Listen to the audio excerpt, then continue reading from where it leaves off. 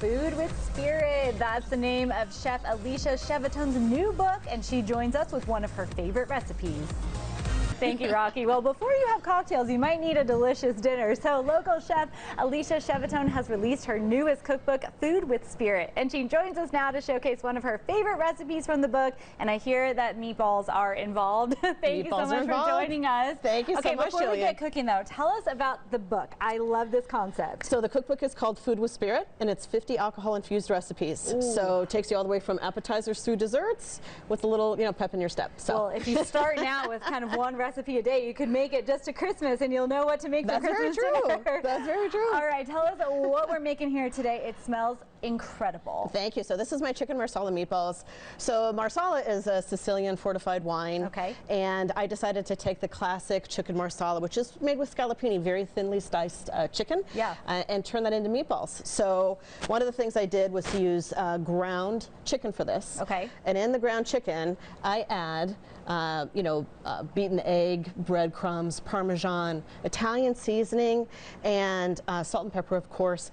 And you roll these little balls. And if you'll notice, once they're cooked, so one thing that's different about this is that we actually saute them in a pan, so they're not baked. Oh. We saute them in olive oil.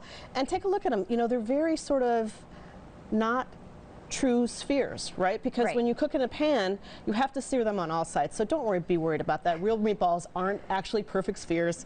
I was going to say, those are perfectly rolled. I don't know if I could do that. But then, it's okay if they're not perfect, right? That's right. And then what do we add in here for the final touches? And then after you take out the meatballs, you cook the meatballs thoroughly. That's when we make the sauce. So the sauce essentially is you saute shallots, you saute mushrooms, and then you add your Marsala, burn that off for about 5–10 minutes to kind of get rid of the alcohol.